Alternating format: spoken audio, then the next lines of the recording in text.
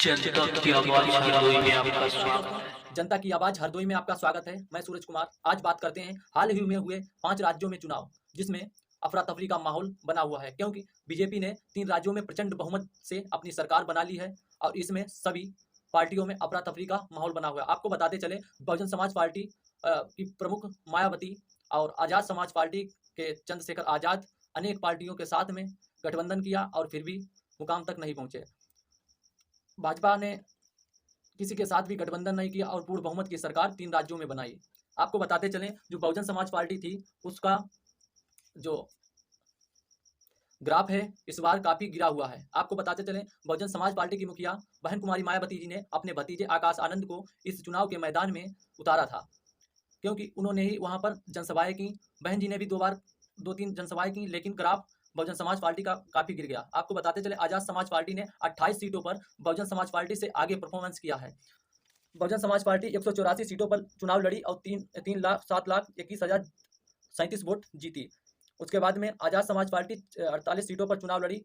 वोटों की संख्या 3,53,437 वोट आजाद समाज पार्टी के खाते में आए। आपको बताते चलें, बहुजन समाज पार्टी का ग्राफ दिन प्रतिदिन गिरता जा रहा है। इसी पर डॉक्टर परवीन आर.एस. परवीन, जो तेलंगाना के रहने वाले हैं, उन्होंने सिरपुर विधानसभा से चुनाव लड़ा और वो भी हार गए। उनको बहन कुमारी मायावती जी ने सीएम बनाने को कहा था और उन्होंने 44,646 वोट पाए। कुल जीत जो हुई है वो भाजपा का प्रत्याशी लगभग 63,000 वोटों से जीता।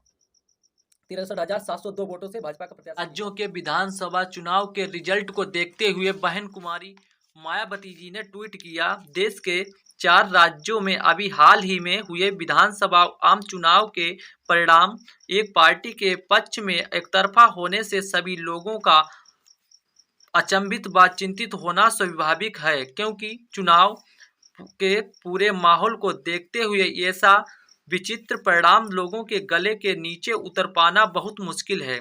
पूरे चुनाव के दौरान माहौल एकदम अलग व कांटे के संघर्ष जैसा दिलचस्प, किंतु चुनाव परिणाम उससे बिल्कुल अलग होकर पूरी तरह से एक तरफा हो जाना यह ऐसा रहस्यमय मामला है जिस पर गंभीर चिंतन व उसका समाधान जरूरी है। लोगों की नब्ज पहचानने में भयंकर भूल चूक चुनावी चर्चा का नया विषय।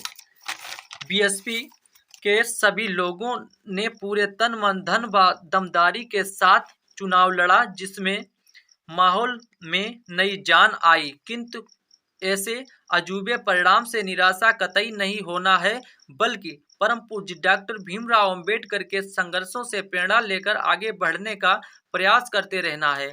इसी चुनावी परिणाम के संघर्ष में जमीनी रिपोर्ट लेकर आगे लोकसभा चुनाव की नई सिरे से तैयारी पर विचार विमर्श के लिए पार्टी की ऑल इंडिया की बैठक आगामी 10 दिसंबर को लखनऊ से आहूत की जाएगी। चुनाव परिणाम से निलंबित हुए बिना अंबेडकरवादी मूवमेंट आगे बढ़ाने की हिम्मत कभी भी नहीं हारेगा।